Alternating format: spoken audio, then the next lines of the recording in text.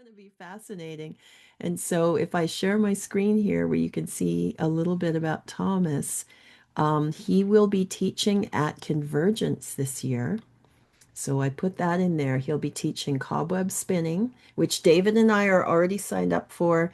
And I just checked it this morning, and it actually says only a few seats left. So if you're interested in cobweb spinning, get onto the HGA website now and sign up for that class at Convergence. But Thomas also has his own website here at thomasvictor.com. This is a picture from his website to give you an idea of the kind of work Thomas does. He spins incredibly finely. He uses the most fine, beautiful fibers.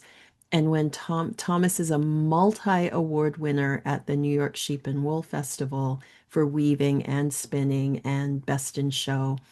Um, when Thomas makes a scarf and you hold it in your hand, you can't feel it. It's like a powder puff.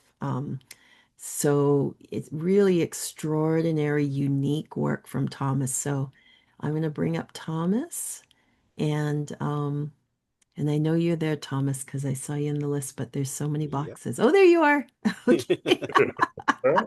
So I'm just as surprised as you all for what Thomas is going to talk about. So, thank you very much, Gigi and David, for having me.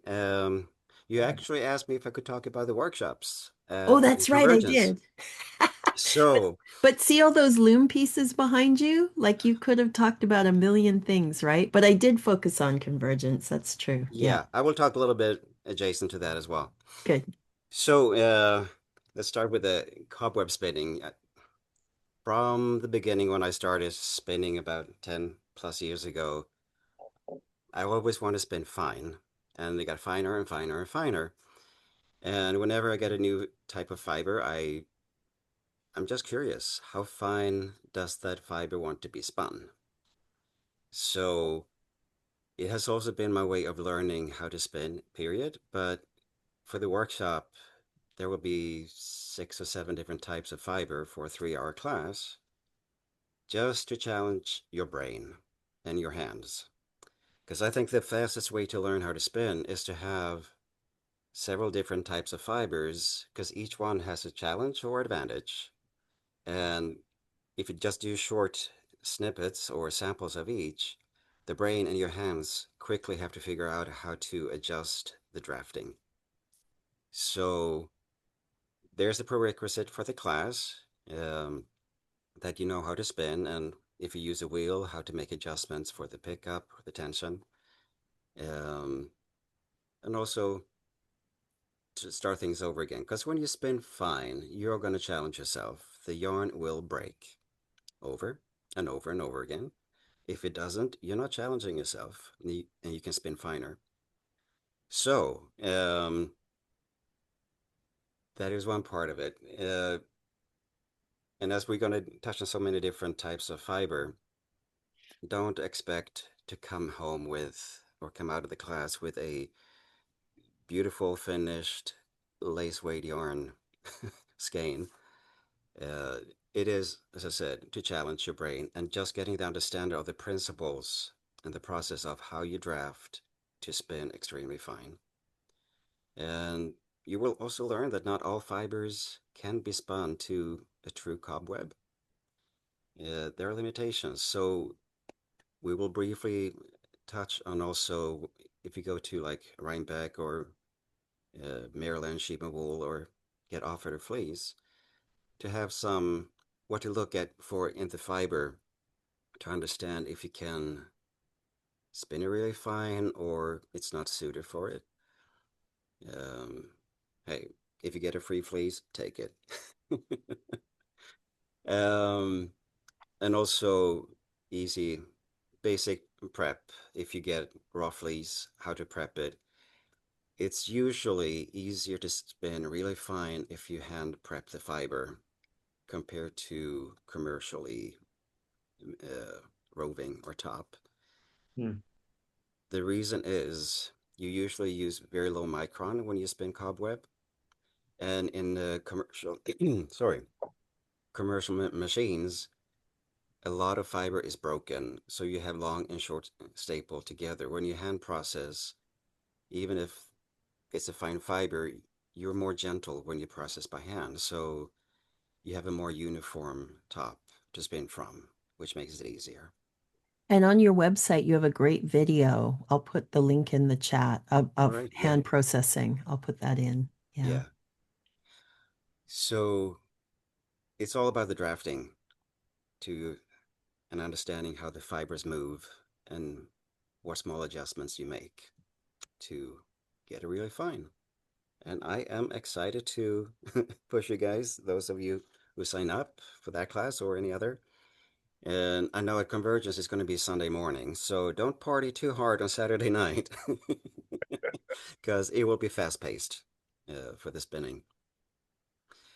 Um, and then I am also giving a 90-minute talk on remodeling your loom uh, and making tools in general for your weaving or fiber crafts.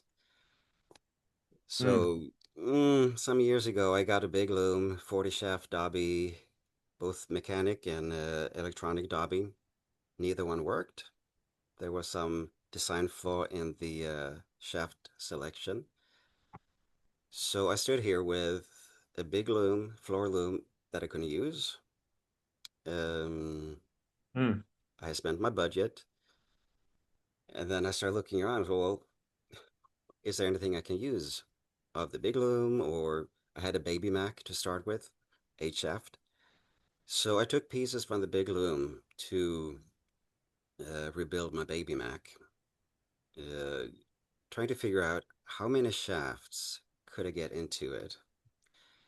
So I'm gonna try to share. Um, uh,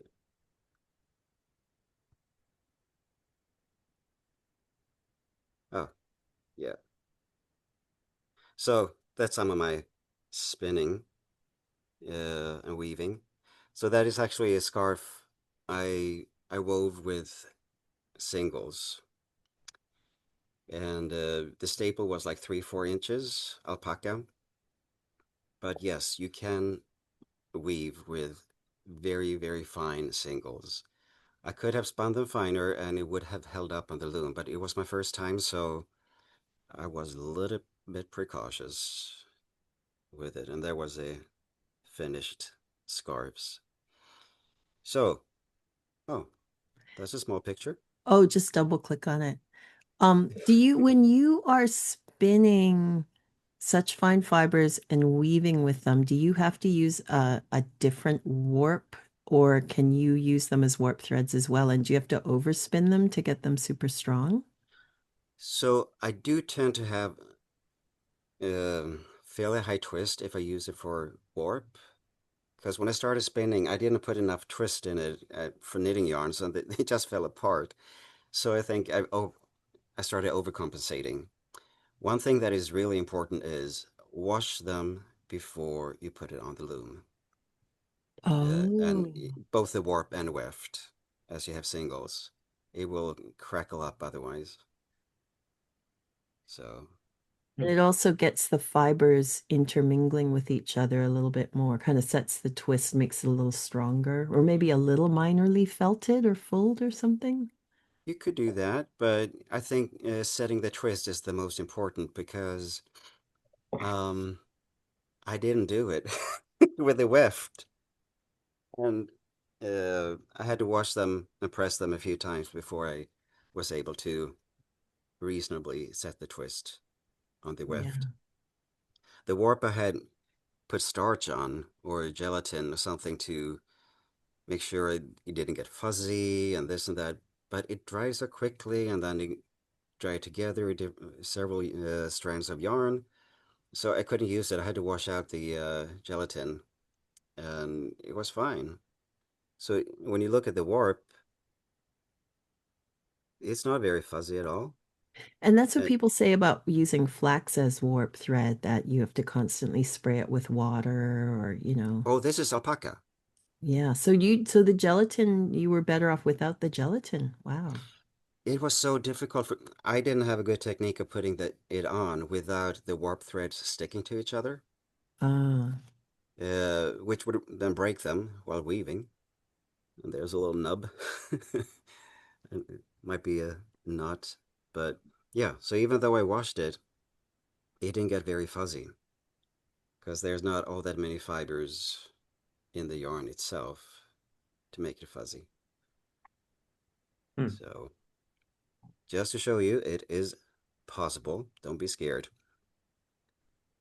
So I pulled out the 8 shafts of my baby Mac, and this is basically a castle of a table loom that I built and Uh, put We're inside only the seeing your castle. small pictures, Thomas. Pardon? We're not seeing big pictures on our screen, just your little Do you thumbnail. is that big? Because on my screen that is big, zoomed in. I don't know if I'm the only one, but I just see I'm only seeing thumbnails. thumbnails too. Sorry, I didn't It's hear. all thumbnails. Yeah, me too. I only see small thumbnails. Thomas, You I've had have this to problem before. reshare. You Yeah, have to reshare the screen that has the big picture. right. You have to, yeah, you have to pull up the big picture and then share your screen. So I've had this has happened to me before, so I know. Okay, Yeah. so let me do isn't this good? this. Because like 4 years ago, we would all been like, oh, but now we know exactly how to fix it. We know exactly. Was, was there even share 4 or 5 years ago? Yeah, Is that better? yep, yay. Yay! All right. That was the singles, alpaca singles I wove. And that is a Angora 2-ply yarn. Wow. Oh, so those are the scarves that came out of it. Gorgeous. So here's what I was talking about, the castle of a table loom, basically. And I was using the heddles from my big old loom. If I had started from the beginning, I would have used shorter heddles and the crossbars. I took what I got from the big loom, so uh, I didn't use the full width. You see, there's some gap here at the end. So I'm not personally concerned about it looking good. I want it to work, be functional. And especially when you make a prototype, you don't want to put too much labor into the aesthetics of it because you have to try it out, then make sure that it works, and then how it works long term, and then you can make something beautiful. So I was able to squeeze in 22 shafts instead of 8. Um, I just had fun with it, measured, and if there's a will, there's a way. And I think that if you're thinking about remodeling your loom, one of the most important things is to, first of all, what is it you want to weave? What kind of mechanics do you need? Do you need more shafts? Do you need a draw loom, or is it more of a jacquard type of mechanics? Um, and then see where you're starting from and what needs to happen for your loom to be able to do it. So once I did this, I started looking again at the big loom and wondering, old-time jacquard. The patent for it was granted in 1804, so it's been around for more than 200 years. It should be possible to do something similar. So I did. uh, Here is the jacquard harness. I think next picture. This is from the back. So Well, this is basically a jacquard harness using commercial jacquard heddles here at the bottom. So they have springs to bring it down instead of usually have weights, lingos, they call them, that have that tingling, chiming sound. And my maybe a little bit too much of a close up, but I operate the jacquard harness as a draw loom. So I had go back to the first picture. So there are 210 strings I can manipulate the harness. And again, I used pieces that I had from the old loom, just to make something.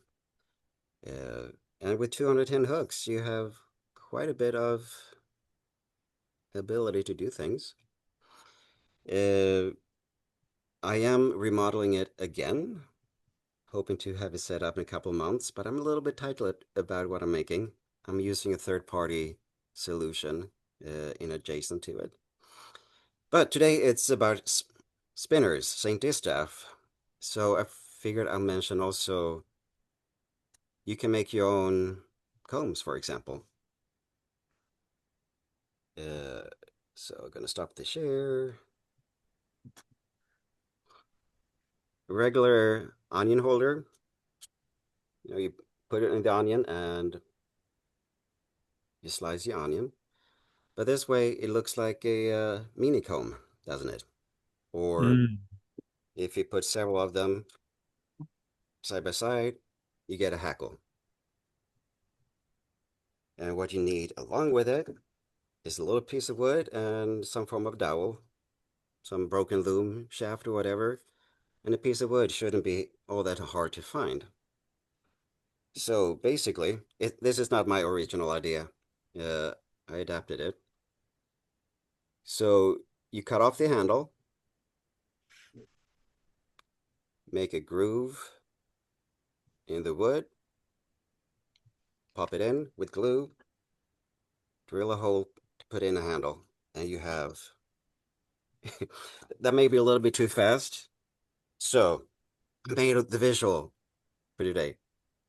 If this is the short end of the wood, you create a groove, and you can do that with whatever tools you have. If you have a regular wood saw, the teeth of the blade tends to flare out, and if you go slowly, it might be almost the thickness of the onion holder, and then you can make it wider with just a regular file or a sandpaper.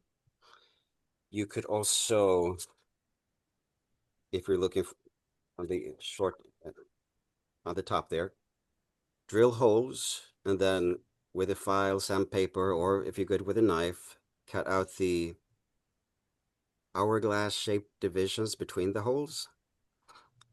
One thing to know that if you drill one hole and you try to put the other one very close to avoid those hourglass divisions, the drill bit will just slide into the existing hole.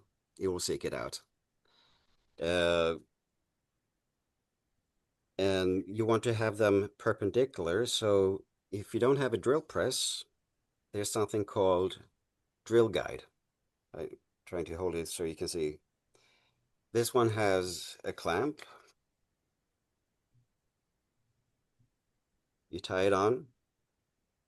It is very sturdy, and then you have guides. There are adapters for different size of drill bits, and it lets you drill perpendicular. Those are like, depending on what model, from 10 to 25 bucks. And they're quite useful in a lot of situations. And for the handle,